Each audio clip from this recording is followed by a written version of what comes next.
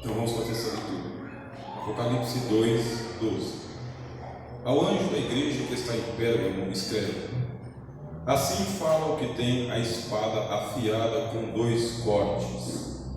Sei onde moras. É onde está o trono de Satanás.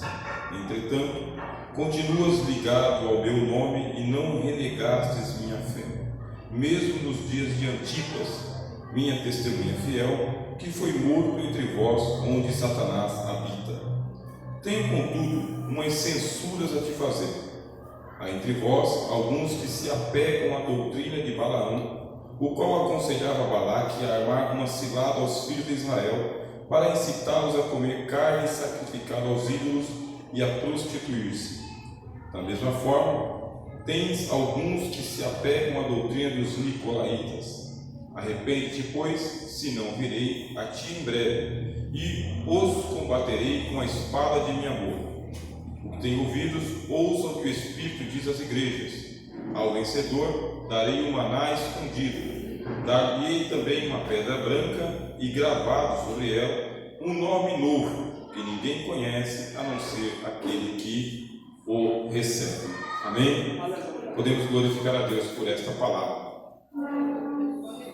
Buscando ao Senhor desde o dia que recebi o convite do pastor Celso para estar com os irmãos e as irmãs aqui, nesta manhã o Senhor me acordou com esse texto, dizendo que eu deveria entregar uma mensagem a vocês com base nesse texto do Apocalipse.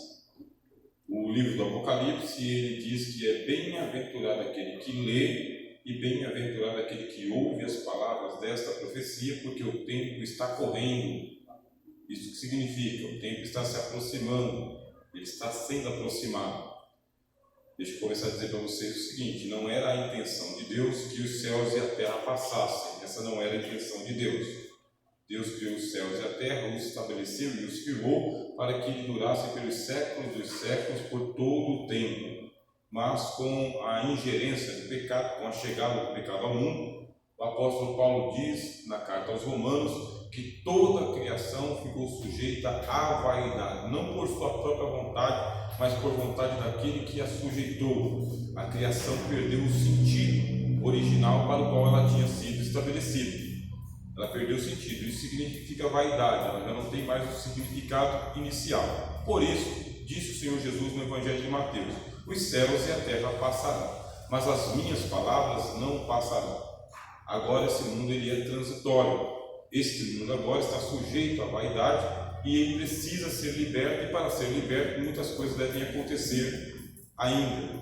Por isso, o que faz Deus? Deus está apressando o relógio. Ele deu corda e ele está apressando os ponteiros para que os ponteiros corram mais rápido, e haverá um dia em que nós não estaremos mais aqui e o mundo também não. Passarão os céus e a terra, e a Bíblia diz, com grande estrondo. Por isso que o Apocalipse diz: bem-aventurado aquele que lê, eu, e bem-aventurado aqueles que ouvem, vocês, as palavras desta profecia, porque o tempo está correndo, está se apressando. E essa bem-aventurança nos alcança porque o anjo que apareceu para João foi o apóstolo do Senhor Jesus, Jesus enviou um anjo. Este anjo assumiu uma autorização delegada por Jesus para falar em nome de Jesus como se ele fosse Jesus. Jesus disse: eu enviei o meu anjo para notificar estas coisas às igrejas. É de interesse da igreja ler o Apocalipse e estudar o Apocalipse e entender o Apocalipse. O que vês, escreve-o em um livro e envia-o às 7 igrejas que estão na Ásia. 7 igrejas. Por quê? Porque Jesus precisa de 7 testemunhas para que o documento seja validado. E você recebeu a carta do apóstolo João? Sim, eu recebi. Você também recebeu? Recebi. Você também recebeu? Recebi. Será que a que você recebeu é a mesma que eu recebi? Vamos ler juntos aí as 7 igrejas. Lendo as 7 cartas, é um mesmo documento para as 7 igrejas. Está protocolado, está afirmado. Aqui nós temos a firmeza da verdade. Se perdeu uma cópia, tem outra. Se perdeu uma cópia, tem outra. Se matarem um pastor, tem outro. Se esse aqui se desviar, tem outro. Por quê? É a unidade da igreja. Nós somos responsáveis em mantermos a unidade da fé. Um só Senhor, uma só fé, um só batismo, é o que diz a Escritura Sagrada, e um só Espírito com o qual nós somos selados. Portanto, uma só doutrina, meus irmãos, um só céu e uma única adoração de um único povo que vai morar com Deus para sempre. Amém? Então o Apocalipse, ele é um documento legítimo que foi atestado por 7 pastores diferentes que receberam cópias idênticas, palavra por palavra, e preservadas. Significa que não foi só a igreja de Éfeso que preservou o Apocalipse, não foi só a igreja de Esmirna que preservou o Apocalipse, não somente a de Pérgamo e a de Tiatira, todas as 7, a de Sardes, a de Filadélfia e a de Laodiceia. As 7 igrejas preservaram o documento original do Apocalipse. E quando ele veio parar nas Escrituras Sagradas em Novo Testamento, havia atestado apostólico de que era um documento legítimo enviado pelo apóstolo João. E muito importante porque Deus envolveu muita gente para enviar o Apocalipse. Primeiro, envolveu o próprio Deus. A Bíblia diz, revelação de Jesus Cristo, a qual Deus lhe deu. Então o próprio Deus é envolvido.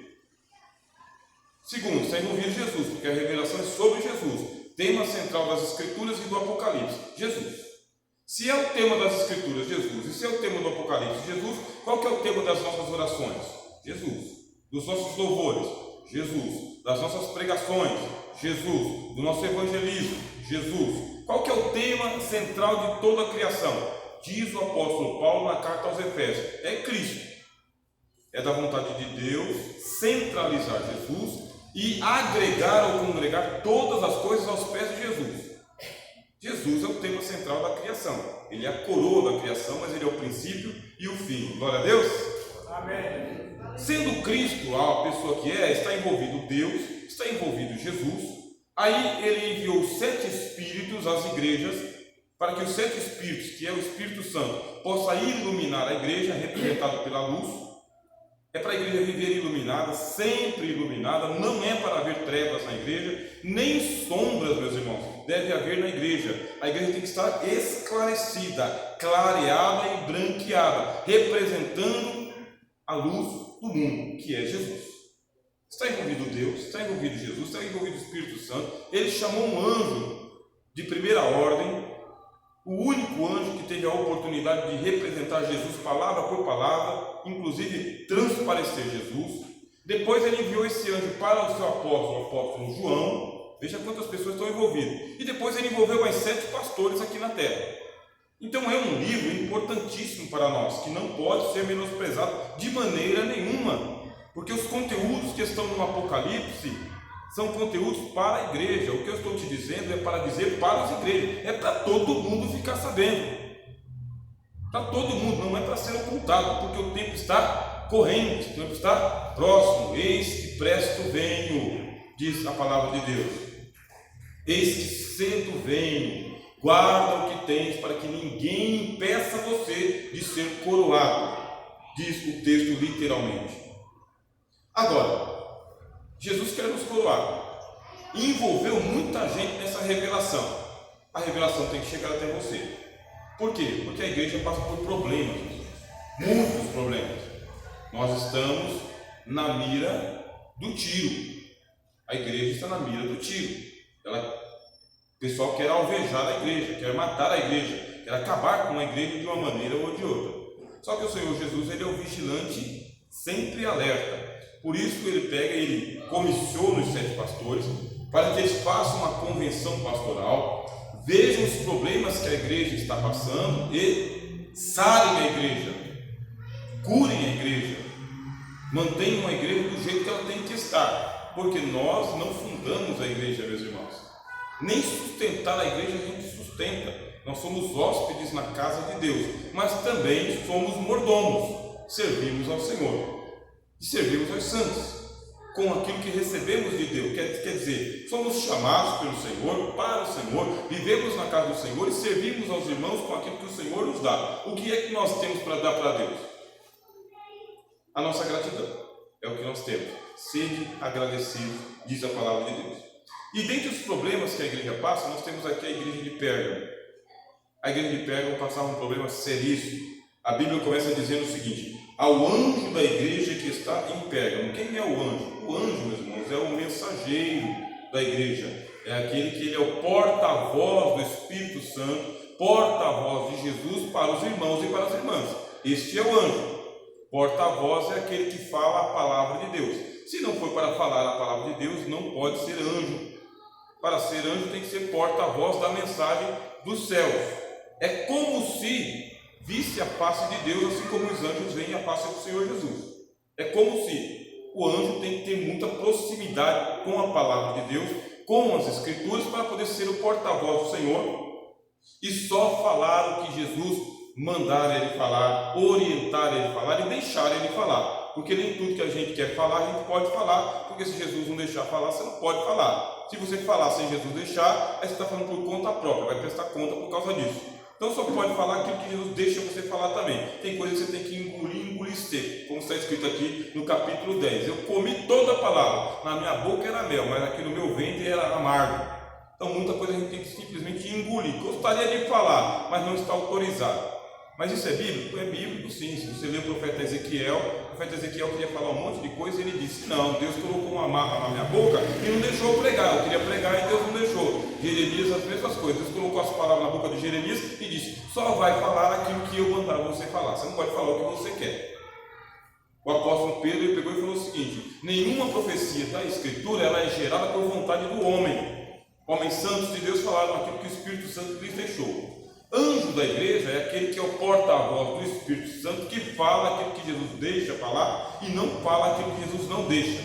A Bíblia diz aqui no Apocalipse que tem 7 trovões no céu que receberam uma revelação. Os 7 trovões iam falar, mas aí a voz da profecia disse: não é para vocês falarem. Mas Senhor, nós somos trovões, se a gente falar, a gente converte todo mundo de uma vez. Mas eu estou dizendo que vocês não vão falar. E selou os trovões para que eles não falem. Anjo da igreja só pode falar os oráculos do Senhor, só a profecia do Senhor, só a palavra do Senhor que nos alimenta, só a palavra do Senhor que nos aviva, só a palavra do Senhor que nos reaviva, só a palavra do Senhor que nos liberta, só a palavra do Senhor que nos consagra. Glória a Deus! Ao anjo da igreja, ao mensageiro da igreja, ao porta-voz da igreja que está em Pérgamo, escreve: assim fala o que tem a espada afiada com 2 gumes, ou 2 fios, ou 2 cortes. A espada, que ela é afiada, os soldados romanos, eles usavam 2 tipos de espada, uma que era mais curta e uma que era mais longa, e essa espada afiada de 2 fios era como se fosse uma espada de açougueiro, que vai fazer a desossa da carne. Então ela tem que estar muito bem afiada, ela tem que cortar os 2 cortes, os 2 lados, para cima e para baixo, ela tem que ser bem penetrante. Aí o Senhor Jesus fala: assim fala aquele que tem uma espada que penetra, mas penetra tão profundamente que ela faz divisão entre a alma e o espírito. Alma e espírito não são inseparáveis, tá bem? Onde está a alma está o espírito, onde está o espírito está a alma. São inseparáveis, ninguém separa a alma do espírito. Mas Hebreus capítulo 4, versículo 12 diz: a palavra de Deus é viva e eficaz, mais penetrante. Não é que ela é penetrante, ela é mais penetrante que uma espada de 2 fios, que vai até a divisão da alma e do espírito. Ela faz a cirurgia, ela tem condições, capacidade, habilidade e poder de colocar a alma de um lado e o espírito do outro. Isso aqui é impossível, mas a palavra de Deus vai lá no impossível, meus irmãos. Então, quando é a palavra de Deus? Eu não sei quando é a palavra de Deus, eu não sei quando é a palavra do pastor, não sei quando é a palavra do presbítero, eu não sei quando é a palavra do pregador. Você vai saber, se a palavra for de Deus, ela vai entrar na tua alma e ela vai colocar a alma de um lado e o espírito do outro. Ela vai penetrar tão profundamente que você vai sentir o corte cirúrgico da palavra de Deus. Apta para discernir as intenções e pensamentos. Intenção é uma coisa e pensamento é outra, meu irmão. A palavra de Deus coloca a intenção de um lado e pensamento do outro. Só que para nós da psicologia, intenção e pensamento faz parte da consciência. E não tem como separar intenção, pensamento e consciência. É uma coisa só. Mas a palavra de Deus diz: não é uma coisa só. Alma não é uma coisa só. Espírito não é uma coisa só. Eu faço a separação e coloco consciência de um lado e pensamento do outro. Apta para discernir intenções e pensamentos do coração. Fazer divisão nas juntas e medulas. Não dá para separar juntas e medulas, mas a palavra de Deus faz isso. Ela separa juntas e medulas. Aí Jesus fala: eu tenho essa palavra para vocês. Esta é a minha palavra. É a palavra que vai dividir aquilo que tem que ser dividido e vai mostrar as coisas do jeito que elas têm que ser mostradas. É Jesus quem está falando com o anjo da igreja de Pérgamo. E quando está falando ao anjo da igreja de Pérgamo, está falando a cada homem e mulher que pertence à igreja. É para todo mundo ficar sabendo que Jesus, ele é a voz de Deus. E o que diz a espada afiada de dois gumes? Ele diz: eu sei onde moras, eu conheço o bairro onde você mora, eu conheço a periferia onde você mora, eu conheço as ruas, vielas onde você mora, eu conheço as casas das pessoas que estão germinadas com a sua, casas que estão sendo construídas, que vão ser construídas. Eu conheço cada prédio desta cidade de Tiradentes aqui, da Castro Alves, Prestes Maia, eu conheço cada viela, cada boca, cada comunidade. Você não fica tranquilo, eu conheço cada habitante do planeta, do mundo. Eu sei onde você habita. Sei muito bem que uma coisa é você ter uma igreja estabelecida num lugar onde tem infraestrutura, e outra coisa é ter uma igreja onde não tem infraestrutura, você tem que ir debaixo de uma árvore, como foi relatado aqui que acontece com os irmãos de Moçambique, que é uma realidade. Em Moçambique, no Haiti, na Coreia, em vários lugares, igrejas não têm prédios para se reunirem. É onde der, a hora que der e rapidinho, antes de chegarem os inimigos. E quando os inimigos chegam, eles jogam pedra de longe, tacam fogo de longe, atiram os irmãos de longe. Então Jesus sabe onde você habita, sabe perfeitamente onde que é o lugar onde você reside. A sua vida está lá, a sua família está lá, a sua estrutura social está lá. Eu sei onde habitas, diz a palavra de Deus. É onde está o trono de Satanás. Você não mora no paraíso, que Jesus está dizendo. Eu sei que a tua vida não é um paraíso, você não está cercado no paraíso, muito pelo contrário, você está lado a lado, onde o diabo também faz o comércio dele, onde o diabo também faz a habitação dele, onde ele também faz a falcatrua dele. Eu sei que você está pareado, par a par com o inimigo. É Satanás habita. Lá na cidade de Pérgamo, por exemplo, que era uma cidade elevada, haviam montanhas em Pérgamo, e os pagãos, eles construíam templos aos deuses gregos e romanos, templos a Zeus, eles construíram, chamados de Zeus o Salvador. Era um templo que era imponente, no formato de um trono. Quem vinha de longe assim percebia que Zeus estava sentado naquele trono. Haviam templos que eram dedicados a Esculápio, que seria o deus da medicina, que o símbolo era uma serpente. Muitos templos que eram dedicados inclusive aos imperadores romanos, e se praticava o culto a César ali, obrigando cada cidadão de Pérgamo a prestar homenagem pública a César. Não é aquela homenagem velada, é pública. E era uma cidade onde as pessoas conheciam-se umas às outras pelo nome, pela família, pelo comércio que eles praticavam, pela profissão que eles tinham, pelo diploma que eles ostentavam. Uma cidade onde as pessoas conheciam-se umas às outras. Ser crente em Pérgamo era perigo de vida todos os dias, muito perigoso. Por quê? Ou você está indo para o templo romano para adorar César, ou para os templos de Esculápio para buscar saúde, ou para o templo de Zeus para poder adorar o Deus onipotente do Olimpo, ou então você é um pagão, ou então você é um apóstata, ou você é um ateu. E naquela sociedade você não podia ser ateu, não acreditar em Deus nenhum. Você tinha que acreditar em algum Deus. E as pessoas queriam saber que Deus que você adora, para adorar com você, ou então para te entregar ao Estado. E a igreja de Pérgamo começou a passar muita dificuldade. Por quê? Porque não há outro Senhor, só há um só Senhor, Jesus Cristo, nosso Salvador. Hoje digo isso aqui a plenos pulmões. Brasil, democracia, república, democrática, em Estado de Direito, com plena liberdade de culto, domingo, portas abertas, caixa de som, rádio, televisão, internet. Eu posso dizer a plenos pulmões: Jesus Cristo é o Senhor. Aleluia! Século I em Pérgamo, você diz isso uma vez, não repete mais.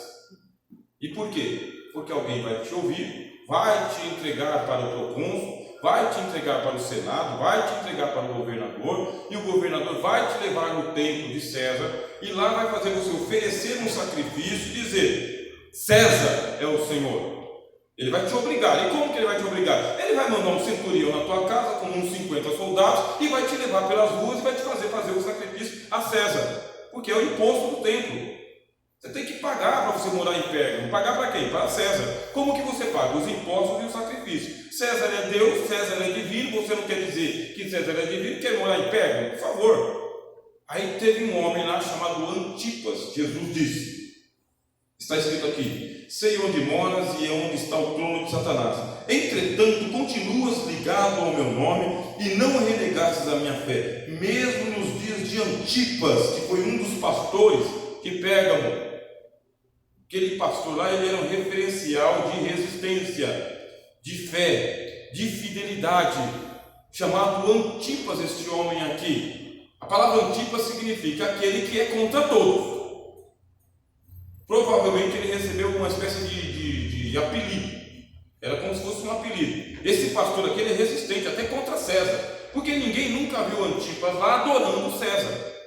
E esse pastor foi martirizado em Pérgamo. Diz: não negastes a minha fé, mesmo nos dias de Antipas, a minha fiel testemunha, que foi morto entre vós, onde Satanás habita. Não é um paraíso onde você mora. A tua profissão de fé pode causar a sua morte. E detalhe, meus irmãos, se é morto o pai, também é morto a esposa, também são mortos os filhos. Se não são mortos, são vendidos como escravos, meus irmãos. E quando era vendido como escravo, às vezes as mulheres, as irmãs, as jovens, as meninas eram vendidas como escravas para os templos, e elas eram prostituídas nos templos. Estou dando contexto para vocês do que é a fé do Novo Testamento, a fé do Apocalipse. Ser crente na igreja de Pérgamo era altamente perigoso, porque eu sou testemunha de Jesus, não vou adorar a César, matam a mim, pegam minha esposa e vendem para o templo, minhas filhas vendem para o templo, e elas vão se tornar prostitutas. Essa é a sociedade daquele tempo. Será que eu quero seguir a Jesus dessa maneira? Será que eu quero glorificar a Jesus dessa maneira? Eu estou achando tão difícil glorificar a Jesus ultimamente, servir a Jesus ultimamente, estou tão ocupado com tantas coisas assim. Mas e se você fosse crente na igreja de Pérgamo, como seria? Então, meu irmão, seria 10 vezes mais difícil ainda, porque você não teria a oportunidade de escolher vir ou não vir. Pelo contrário, você ia querer vir e não ia poder vir.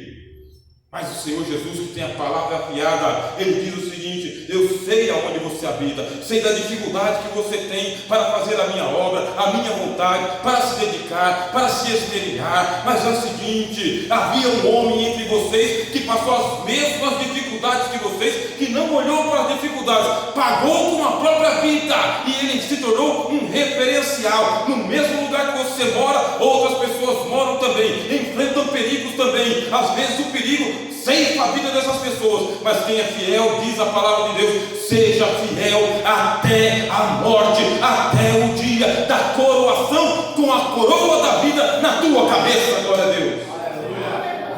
Nós, irmãos, temos que ter muito cuidado com as explicações e justificativas que nós temos com a obra de Deus.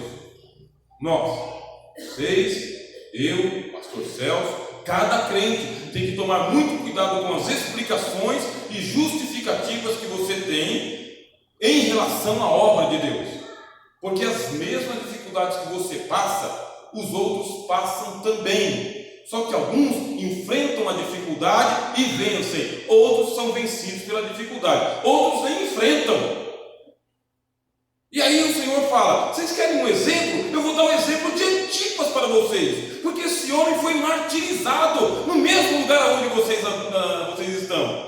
E ele diz: eu conheço as tuas obras, sei onde moras, e você continua ligado ao meu nome e não renegastes a minha fé. Como é bom, meus irmãos, nós sabemos que ainda existem referenciais de Jesus Cristo na terra, para os quais você pode olhar se você quiser e imitar. A Bíblia diz: obedecei aos vossos pastores e imitai-lhes a fé, porque velam pelas vossas obras.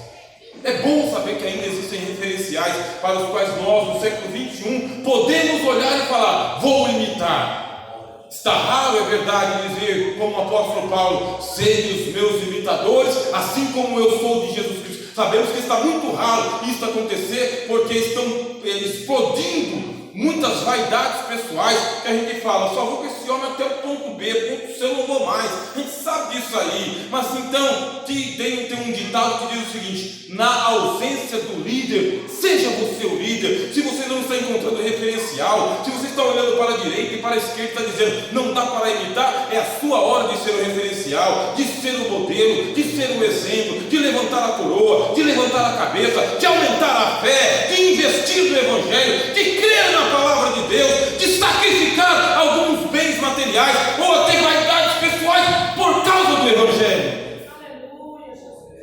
Está difícil, mas não é impossível. Antipas fez e o anjo de Pérgamo está fazendo também. Eu vejo que você é um imitador dos bons exemplos. Bom exemplo não vai faltar para vocês, porque quando acabar os bons exemplos da sociedade cristã, você tem os bons exemplos da palavra de Deus. Hebreus capítulo 12, olhando firmemente para Jesus. Olhando firmemente para Jesus. Acabou todas as referências, tem Jesus. Então não acabaram todas as referências. Eu sei onde você habita, sei onde você mora. Entretanto, continuas ligado ao meu nome, e não renegaste a minha fé, mesmo nos dias de Antipas, minha fiel testemunha, que foi morto entre vós, onde Satanás habita. Seria muito bom que a carta parasse por aqui e pulasse alguns versículos. Aí o Senhor Jesus, que Ele é a testemunha fiel e verdadeira. Jesus não alisa a ninguém, nem a mim, nem ao pastor, nem ao evangelista, nem aos filhos dos irmãos e das irmãs. Jesus não alisa a ninguém, porque alisar, meus irmãos, não liberta. O que liberta é a palavra de Deus. Então ele vai ser transparente, porque amigo bom é aquele que é transparente com você. Então Jesus é um bom amigo. Ele pega e fala: tenho contudo umas censuras a fazer.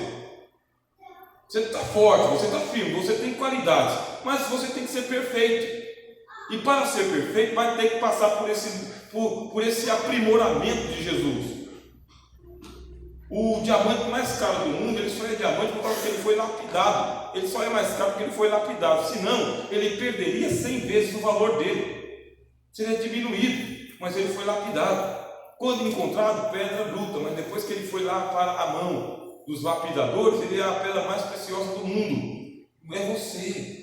Você é valioso e é valiosa, mas precisa se tornar perfeito, perfeita. Não, isso não é doutrina bíblica, é assim, Efésios capítulo de número 4. Deus estabeleceu na igreja os seus apóstolos, seus evangelistas, seus pastores e doutores, querendo o aperfeiçoamento dos santos. É para isso que tem ministério na igreja. Ministério é para aperfeiçoar a igreja. Sede, pois, perfeitos, como perfeito é o vosso Pai que está nos céus. Mateus capítulo 5, 48. Então nós estamos aqui para ser aperfeiçoados. Para ser aperfeiçoado tem que ser lapidado. Então Jesus fala: você está bem, mas não está perfeito. Então vamos fazer o seguinte: eu tenho algumas censuras contra você. Há entre vós alguns, Jesus não generaliza. Jesus não fala que está todo mundo perdido. Jesus fala: há entre vós alguns, porque a igreja é santa. Ela é a noiva do Senhor Jesus, justificada pelo Espírito Santo, pelo sangue da nova aliança. Então a igreja do Senhor Jesus é do Senhor Jesus. Há, contudo, na igreja, pessoas que precisam de uma lapidação. Há entre vós alguns que se apegam à doutrina de Balaão, estão apegados. Tem a doutrina do Novo Testamento, do Senhor Jesus, e tem as doutrinas que são heresias, meus irmãos, inovações doutrinárias, coisa que o povo está inventando. Tem aquela doutrina que a gente vai ensinando desde a fundação da igreja. Está lá em Atos, está em Romanos, Coríntios, Efésios, Gálatas, Filipenses, Tessalonicenses, na cartas gerais de Pedro, de João, de Tiago, Mateus, Marcos, Lucas. Tem doutrina, meu irmão, que está aqui na Bíblia, aqui, ó, desde de Adão. Mas o pessoal ainda consegue ter uma criatividade tão genial de inventar doutrina que não está entre Gênesis e Apocalipse e ganha ibope. E tem gente que se apega a esse negócio. Jesus fala: olha, aí na igreja de vocês tem pessoas que estão apegadas à doutrina de Balaão. E o que é a doutrina de Balaão? A gente sabe, lá na página no Antigo Testamento, livro de Números, capítulo 22, a gente sabe que havia um profeta que ele foi pago, ele foi alugado por Balaque para amaldiçoar Israel. Então a doutrina de Balaão, ela tem uma pessoa que ele vende o dom profético, ele se aluga, então ele está na vitrine, me paga que eu profetizo, me paga que eu oro, me paga que eu canto, me paga que eu prego. Ele está na vitrine, então ele tem assim um cachê que vai do mínimo ao máximo.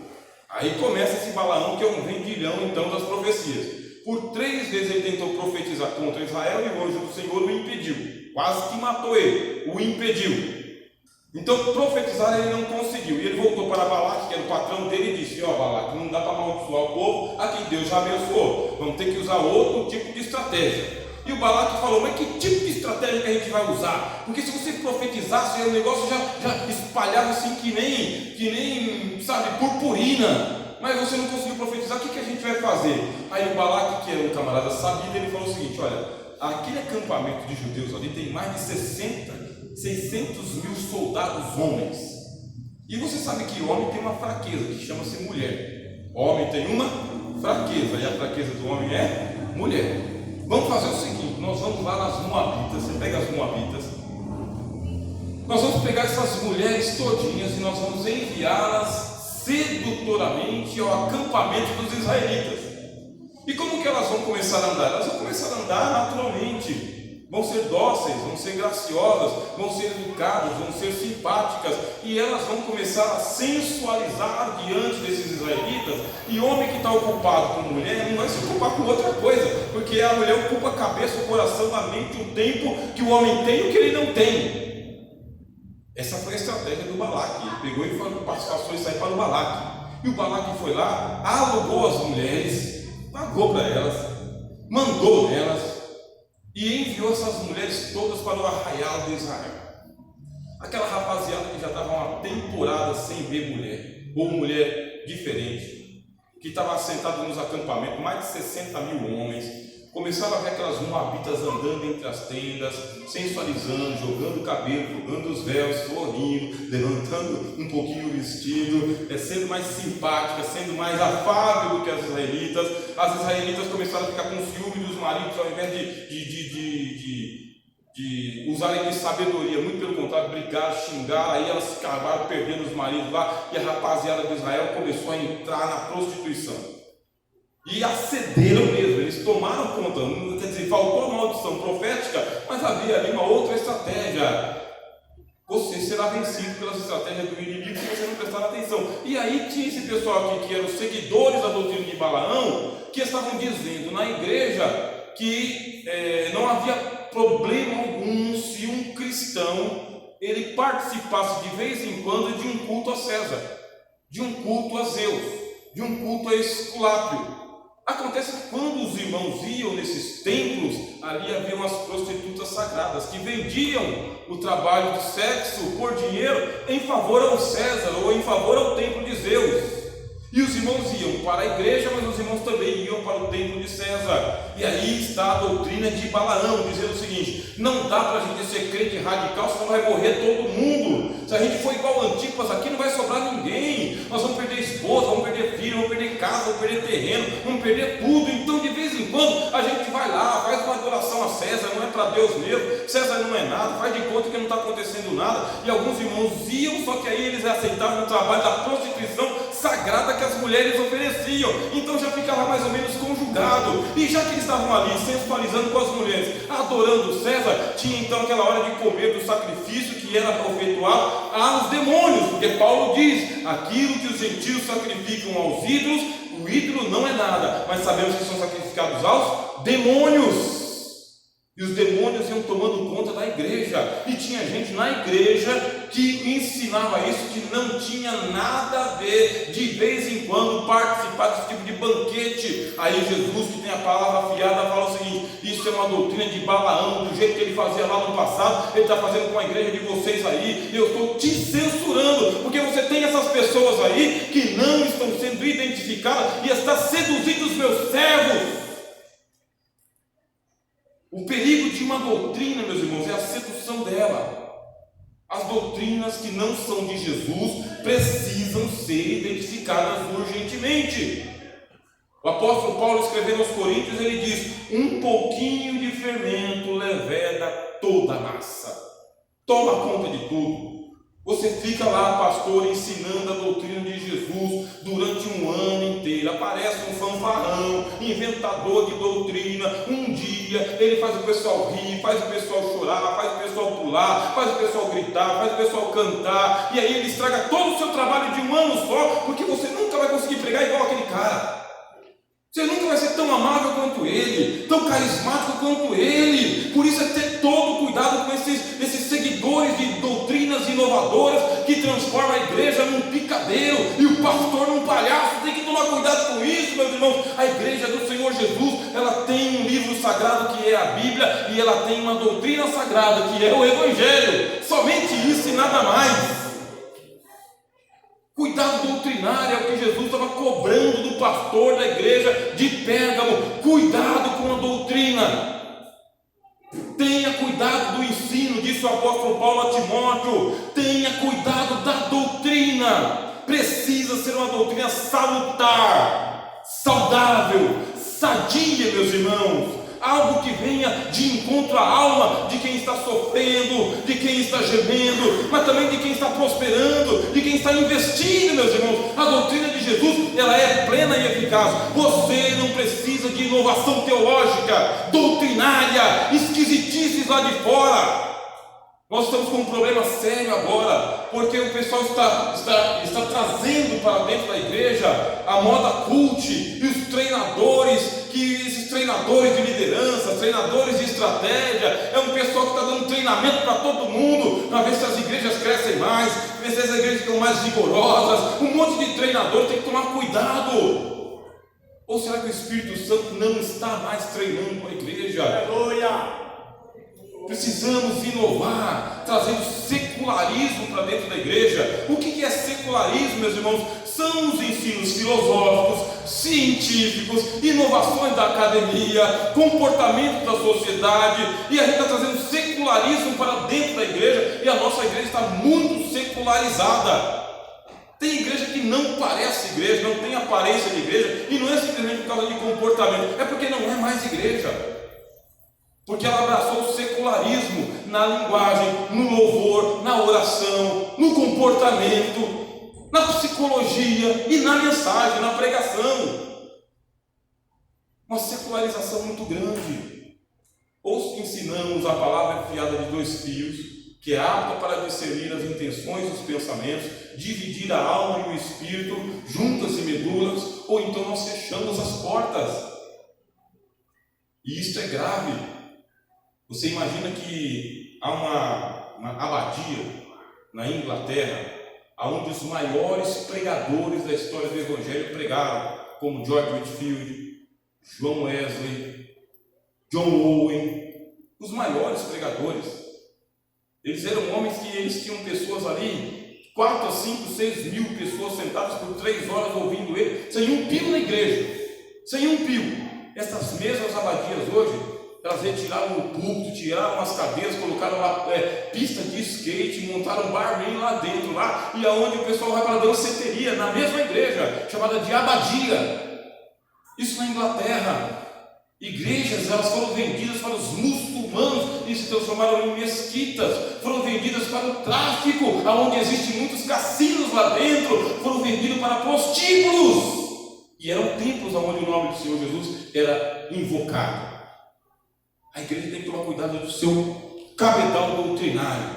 O que está sendo ensinado tem que ser ensinado de acordo com as Escrituras. Jesus diz: você tem aí gente que é adepto da doutrina de Balaão, que ensinava a Balaque como lançar tropeço diante dos filhos de Israel, e Jesus está censurando. Existem doutrinas que são perniciosas, e o apóstolo Pedro fala: doutrinas de perdição. Quem ouve e quem crê perde a salvação, se perde no Evangelho, se perde na vida. Quais são essas doutrinas? Como que eu vou saber quais são essas doutrinas? Como que eu vou combater essas doutrinas? O que vai acontecer se eu começar a ensinar só o Evangelho, só a palavra de Deus? O que é que vai acontecer? Vai acontecer o que aconteceu nos dias do Senhor Jesus. Os cegos eles viam, aleluia, os mudos falavam, os paralíticos andavam, aos pobres era pregado o Evangelho, sinais e prodígios se aconteciam, os demônios eram expulsos. Quando se prega a palavra de Deus, estes sinais seguirão aos que creem, glória a Deus, porque ele disse: ide por todo mundo e pregai o Evangelho a toda criatura. Porque a fé vem pelo ouvir. Ouvir o quê? Filosofia? Não. Poesia? Não. Música mundana? Não. Ouvir o quê? Ouvir a palavra de quem? De Deus. Glória a Deus. Ouvir a palavra de Deus é o que a igreja precisa, e é o que ela quer, e é o que ela necessita, porque a igreja precisa do alimento de Cristo, e o alimento de Cristo é o Evangelho, meus irmãos. A palavra, somente a palavra, e nada mais do que a palavra, só a palavra, porque a Bíblia diz: a palavra se fez carne e habitou entre nós, e vimos a palavra, e tocamos na palavra, porque ela, meus irmãos, ela é visível. Quando os sinais de Jesus começam a desaparecer do seio da igreja, é sinal de que a palavra não está sendo pregada na íntegra, sem parcimônia, sem segundas intenções. Jesus deixa de operar sinais, prodígios e maravilhas para que a igreja fique em alerta de que tem alguma coisa errada. Igual o carro, irmão. Isso aqui é igual o carro. Eu ando com o meu carro praticamente 20 horas por dia. Eu também trabalho como Uber, então eu conheço cada rangido do meu carro. Mas cada rangido, da porta, do som, do porta-luva, do porta-mala, eu sei, esse som aqui pertence ao meu carro, isso aqui não tem problema nenhum. Mas rangido de fora eu reconheço de primeira, meus irmãos. Igreja é igual carro, meus irmãos. Você tem que conhecer a doutrina de Jesus, tem que conhecer Jesus, tem que conhecer os sinais de Jesus. Se começou a dar um sinal de que Jesus não está operando, não está salvando, não está libertando, os irmãos estão tudo morrendo de uma doença ou de outra, não está tendo salvação de alma, não tem derramamento do Espírito Santo, o demônio não está sendo expelido, então você tem que ver aonde que está o probleminha, aonde está fazendo barulho. Aí você para o carro e vai atrás de onde está o barulho, e tem que resolver, tá, irmãos? Um dia desse lá com as 3 portas do meu carro rangendo. Aí eu falei: mas esse carro aqui é de 2017, não é para estar rangendo desse jeito aqui. Ficava até com vergonha, o passageiro abria a porta e falei: isso aqui é um armário velho. Aí eu levei lá no funileiro e ele falou: rapaz, eu não sei resolver esse problema não. Joga WD, piorou.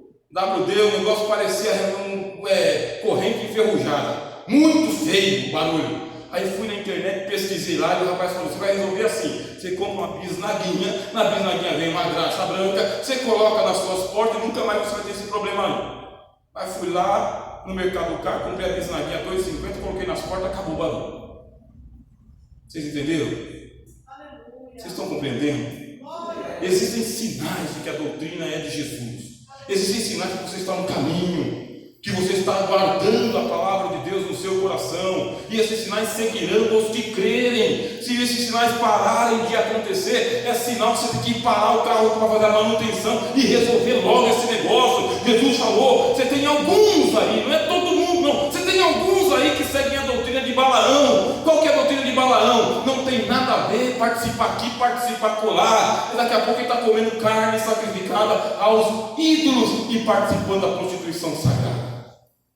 Um pouquinho de fermento leveda toda a massa. Se aqueles irmãos importantes seguem essa doutrina estranha, por que eu não posso seguir também? É assim que a igreja vê, meus irmãos.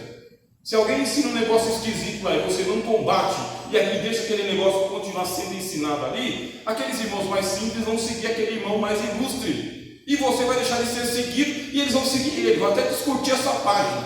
Então você tem que tomar cuidado realmente. Tem alguns aí que seguem a doutrina de Balaão.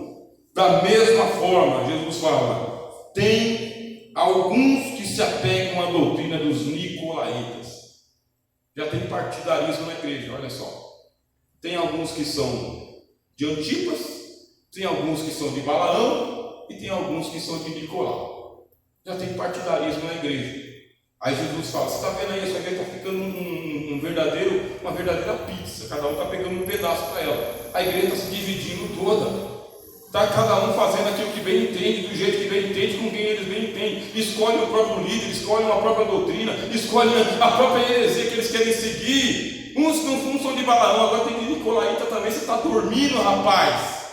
Não pode dormir, meus irmãos. Eu tinha um gerente que ele dizia o seguinte: Rogério, eu te dou 2 tartarugas, uma foge e a outra fica grávida, cara. Não deixa isso acontecer, não. Tem que tomar conta, porque é o que Deus colocou em suas mãos. Não podemos ter partidarismo no corpo de Jesus, jamais, de forma alguma. E como que se combate o partidarismo? Com a palavra que sai da boca de Jesus. Use a palavra de Deus, manuseie a palavra de Deus, ensine a unidade da igreja e seja aquela pessoa que não divide a igreja. Porque se você dividir a igreja, todos vão seguir o exemplo que você está dando também. É um divisor. Tem um monte de gente que só está esperando um líder se levantar, mas não sabia? Tem gente na igreja que não vê a hora de um líder diferente se levantar para seguir ele. Então você não pode ser esse tipo de pessoa que dá o exemplo de divisão de águas. É por isso que nós resolvemos os irmãos com sabedoria aqui, resolvem os assuntos dos irmãos aqui administrativamente, em uma reunião de homens idôneos, mulheres idôneas, que não compartilham no Facebook nem no WhatsApp as decisões e discussões que acontecem aqui, o que acontece na reunião, fica na reunião, é resolvido na reunião, e os irmãos e as irmãs que vêm depois dão graças a Deus, glorificam a Deus, veem a igreja pintada, veem a igreja limpa, veem a igreja prosperando, tudo funcionando como se não tivesse problema algum. Mas por quê? Porque você, com idoneidade, sabedoria, integridade, soube resolver em loco o que aconteceu em loco. Porque tem irmão que não participa, meus irmãos, das nossas reuniões e depois fica perguntando o que foi falado, o que foi decidido, por que está acontecendo assim, por que o senhor não veio, por que a senhora não veio? Por que não? Temos que tomar cuidado com as explicações que a gente tem, porque às vezes a mentira ela tem um floreio argumentativo bem advocatício, sabe? É o palavreado que eu usei mesmo. Às vezes a mentira ela se transveste de explicação. Então, se a pessoa quisesse saber, ela tinha vindo. Não veio, não vai ficar sabendo. Por você não. Amém? Amém. É assim, meus irmãos. Tem aí o pessoal que segue as doutrinas de Nicolau. Só que o Senhor Jesus, ele é sábio, meus irmãos. Ele não fica só corrigindo ele. O Senhor Jesus, ele entrega a mensagem por inteiro. Eu, por exemplo, tenho preocupação com o horário. Nós estamos aqui, meio-dia e 15. E eu tenho preocupação, então já vou entregar a última parte da mensagem para os irmãos. O Senhor Jesus faz a mesma coisa. Vai entregar a mensagem por inteiro. Não é uma carta longa, não é uma mensagem demorada, mas ele entrega por inteiro. Primeiro ele falou da qualidade que o pastor tinha, depois ele falou da dificuldade que o pastor estava passando, que ele tinha que mexer nesse negócio aí com urgência, porque a igreja estava na mão dele. E agora ele vai falar o seguinte: arrepende-te, pois, senão virei a ti em breve e os combaterei com a espada da minha boca. Então o Senhor Jesus está dizendo o seguinte: olha, eu coloquei você para resolver isso. Se você não resolver, eu vou ter que resolver. E aí todo mundo vai ver que eu coloquei você de lado porque eu tive que vir. Então, se você está lá, é para você resolver. Se você foi chamado por Jesus, é para você resolver. Antes que venha o Senhor. Porque se tiver que vir o Senhor e colocar você de lado, todo mundo vai ver que você não está fazendo o que tinha que ser feito. Uma fugiu e a outra está prenha. Mas é por causa que existem pessoas importantes na igreja. Todo mundo é importante na igreja, meu irmão. Tem família que é tradicional. Toda família é tradicional da igreja, meu irmão. Todo mundo é santo, todo mundo tem um nome escrito no livro da vida. Todos comem do mesmo pão e bebem do mesmo cálice, meus filhos. Então nós não podemos fazer distinção de pessoas por quem quer que seja, de título que tenha ou que não tenha, meus irmãos. Por liderança que exerça ou deixa de exercer. Nós temos que manter a igreja do Senhor na unidade do Espírito Santo. Tratar com amor, com cordialidade, com respeito, com carinho, mas com a verdade também. Tudo junto, meus irmãos. Aí o Senhor Jesus fala assim: arrepende, pois. Quem que tem que se arrepender? Não é o pastor que tem a doutrina de Balaão.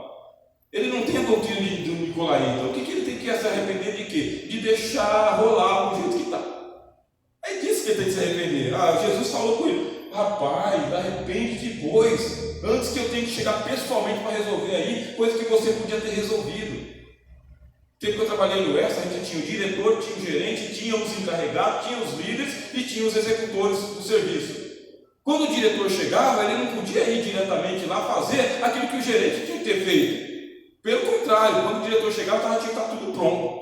Ele só queria supervisionar a loja e depois ele chamava o gerente lá e falava: ajusta isso, isso, isso e isso. Já pensou que feio, que carão, se o diretor chegasse e aí andando com o gerente, aí começasse a chamar a atenção do gerente na frente do funcionário, porque o gerente não fez aquilo que o funcionário tinha que fazer? É o que o Senhor está falando. Vocês são líderes para tomar conta desse negócio para mim.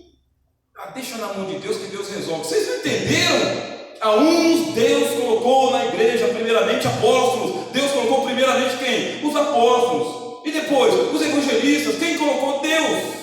Para quê? Para que vocês façam. Deixa na mão de Deus. Já está na mão de Deus e Deus devolveu para a tua. Vocês entenderam? Você colocou na mão de Deus, Deus falou: vai lá e resolve. Inteligência você tem, autoridade você tem, unção você tem e responsabilidade você tem também. Então vai lá e resolve. Arrepende depois. Porque senão eu combaterei com a espada que será na minha boca. O que tem ouvidos, ouça o que o Espírito diz às igrejas. Não é às sinagogas, não é aos bares, não é aos museus e não é aos governos. Quem tem ouvidos, que ouça o que o Espírito fala com a igreja. Prioridade do Espírito Santo, igreja. Responsabilidade do Espírito Santo, igreja. Aonde ele habita? Na igreja.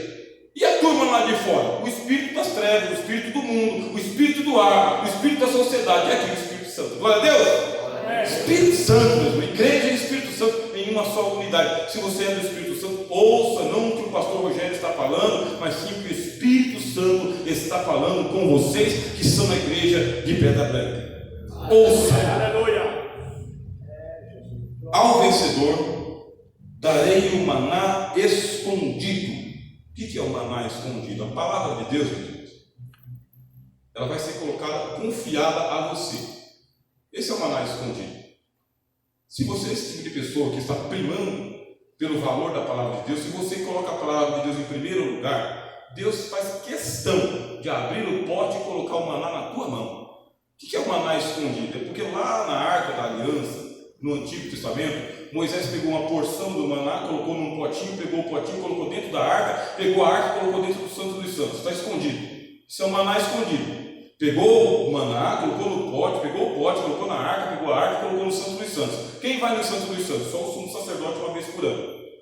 Jesus está falando: se você entender a preciosidade da palavra de Deus, eu vou pegar esse maná que ninguém tem acesso, mas eu vou dar para você. Está escondido, mas eu vou te revelar. Deus está te dizendo pelo Espírito Santo: eu vou iluminar a sua mente e o seu coração com a minha palavra. Você vai abrir a palavra de Deus no culto. Você vai falar: Senhor, me mostra o que está aqui na tua palavra. E Deus vai te iluminar o entendimento. Você vai contar a história de Jesus, como que ele curou os enfermos, como que ele libertou os oprimidos, como que ele perdoou os pecados. Você vai entender